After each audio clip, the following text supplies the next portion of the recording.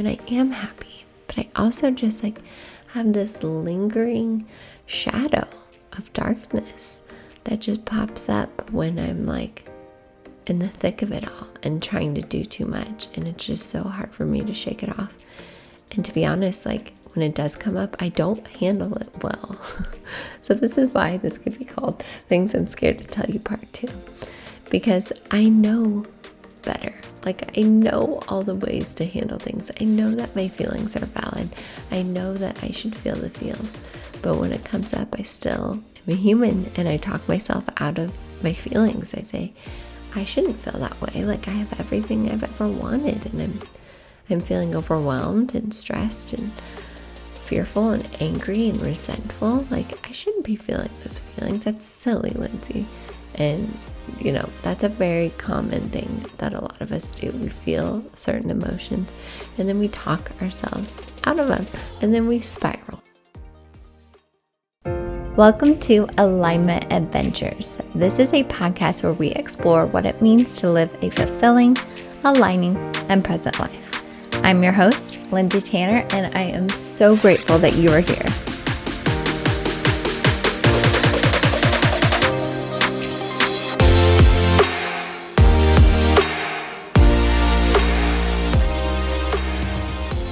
Hello, my loves, and welcome back to another episode of Alignment Adventures. I hope you all are doing so well as we come off the holidays and we're in that weird time between Christmas and New Year's.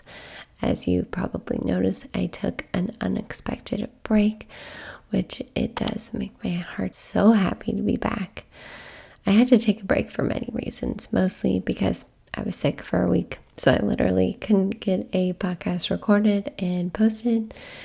And two, I just felt that nudge. And I always say follow those nudges to just step back for a little bit and see how I felt. Because I almost feel like I could call this episode Things I'm Scared to Tell You Part 2.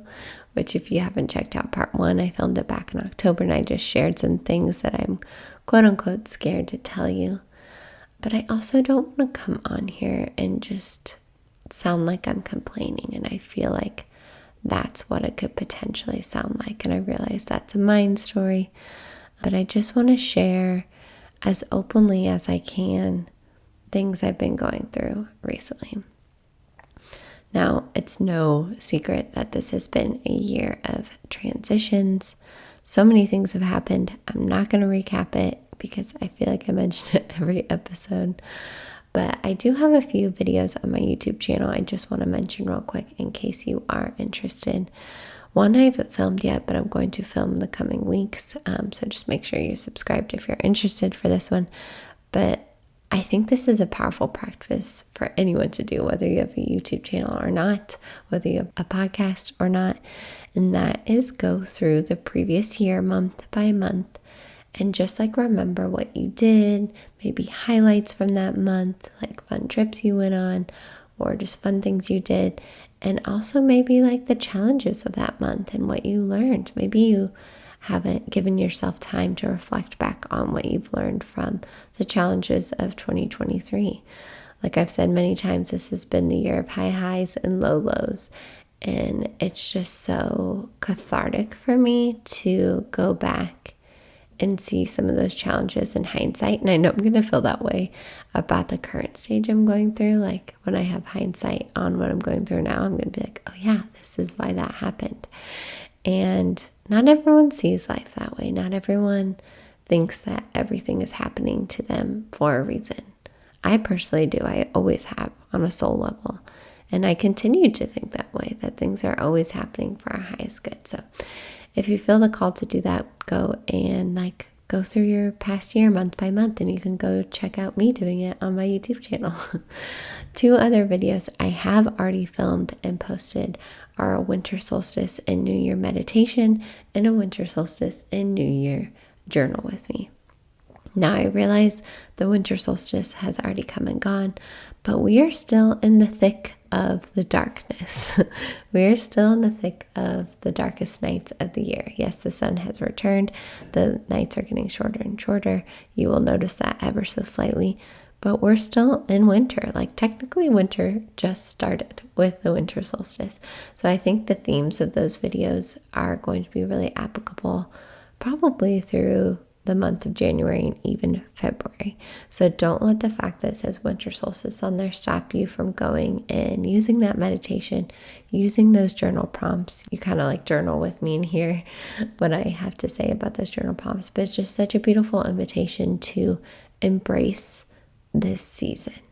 This is a season of darkness. Literally outside, it gets dark at 4 p.m. The sun doesn't rise till like after 7. I'm recording this at 7 a.m. right now, and it's like barely rising. And with that, you can be noticing a lot of darkness coming up in your own life. I have definitely been noticing that. Like I said, I feel like I have high highs and my lows are like some of my lowest lows yet. And so many facets to that, which I will explain. But let's talk about darkness for a second. And I mentioned this both in the meditation and the YouTube video. But darkness obviously can be mainly perceived as a negative thing. Like villains and characters in movies always have like the dark colors, right? Darkness can mean just like sadness or depressed or, those negative emotions. But think of the beautiful things that happen when it's dark. You can see the stars in the sky. That's when we rest and when we sleep is in a dark room. We make love in the dark, usually. Babies are born in the womb that is mostly dark. Or like they grow in the womb that is mostly dark. So just some things to consider about the darkness as you're like going through this.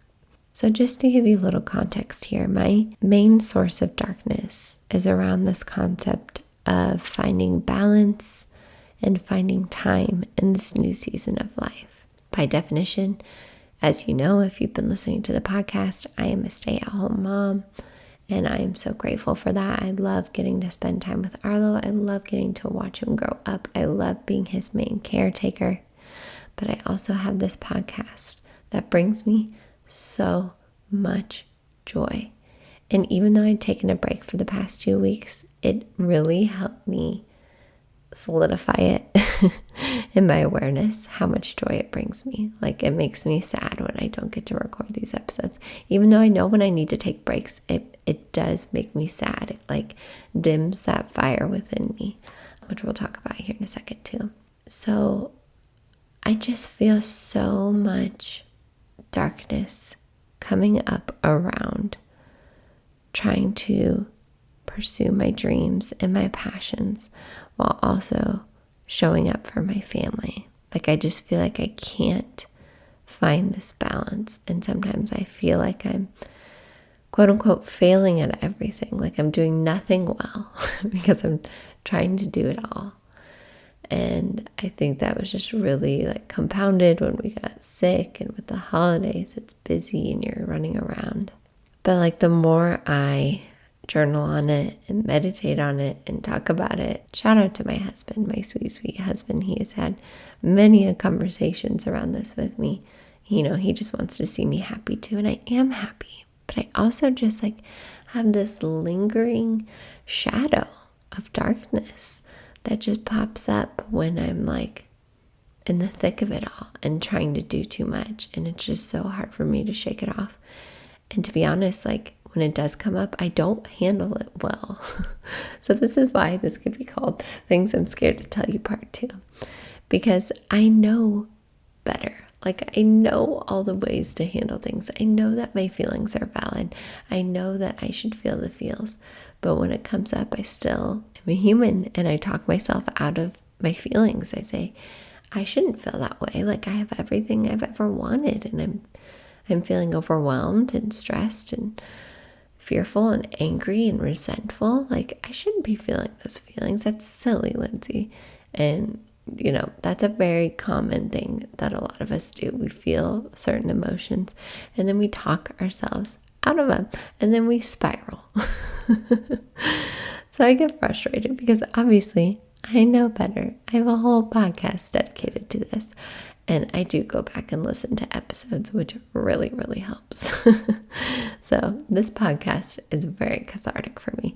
It's cathartic for me when I record these episodes. It's cathartic for me when I go back and listen. So just thank you for coming along with me. And I just want to say, like, I'm not on the other side of this darkness. I see the light, and I want to make that point here. Like, there is that light within you. It is always there.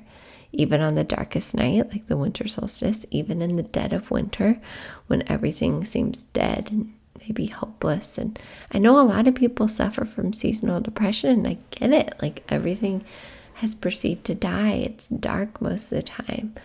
But no matter what, there is still that inner light within you. And I keep connecting with that throughout this darkness. And I do want to say, not to minimize what I'm going through, like, I am okay. I have resources. I have the tools to get me through this. Like, I can see that inner light. I can connect with that inner light. I can see the light at the end of the tunnel, like people say. And I know that this is happening for my highest good. That's why we have the darkness. That's why we have the polarity. Why we have the dark and the light, the yin and the yang, the masculine and the feminine, to teach us. We had that polarity to show us. We need contrast, like Abraham Hicks says, to show us what we want. And this has been a huge teacher for me. It's really helped me get my priorities straight for 2024. I mentioned this in my journal video, but my priorities, number one, are my family. Being a present and loving mom for Arlo. Being there for my husband, like just prioritizing my family and my relationships. Number two is my business. Not only does it bring me so much joy, but it's something that is very important to me. I love coming on here and recording episodes. I have so many directions I want to take my business as a whole. And, that's number two after being a present mom and being there for my family. And then this isn't really number three, because I think we can sprinkle this throughout number one and number two, but that's having fun. Having fun is a huge priority to me. I guess you can list it number three, but I think it's going to be sprinkled in with being there for my family and also working on my business. So I just want to share, like, without getting too much into the trenches, like, if you're feeling unaligned, if you're feeling low vibrations, if you're feeling perceived negative emotions, if you're feeling the darkness at this time of year, that's okay, and that is completely natural. You are very in tune with the earth. You are a human on this planet experiencing what so many of us are experiencing. And something I always go back to, and something I always hear from my internal guidance, because I still talk to my internal guidance. I still love that practice. It is so useful, even though, like I said, we can forget all those things when we're in like the deep darkness of it all. But my internal guidance always says, open and allow, like just experience it all. Experience the variety of emotions that you are feeling. Allow yourself to experience them, express them in healthy ways, and just see what they have to tell you, because there's a quote that was on my meditation app this morning that is so applicable to what we're talking about today, the synchronicities of it all. I've been loving the quotes on my meditation app, by the way. It's Insight Timer. But today it said, only when we are brave enough to explore the darkness will we discover the infinite power of our light. Brene Brown. Now, I haven't read any of her books, but I'm always hearing people recommend her books. I'll have to add that to my extremely long list of TBR. If you don't know what TBR is, it's to be read. If you're on Book Talk, you hear people reference that a lot. But I just absolutely love that quote. We have that infinite light within us, always. Like, we are light. By definition, we are light, we are love, we are awareness, we are connection. We always have that within us. We just have things that come up to be seen, to be felt, so we can use them to propel us into our lightness, into our growth, into our evolution. And sometimes, a lot of times, and I'm very aware of this too, not to invalidate the darkness, but a lot of times these stories are just stories. They're just illusions that I've come up with. Like, I can build a whole story around why, hopefully he doesn't mind me sharing this, like Stephen does something. And I know he's always doing it for us too. Like, his number one priority is also his family. But I don't know, those of you in partnership, those of you that are the main caretaker of your children, I'm sure you can relate. You come up with whole stories sometimes because just like resentments can come up because I am Arlo's main caretaker.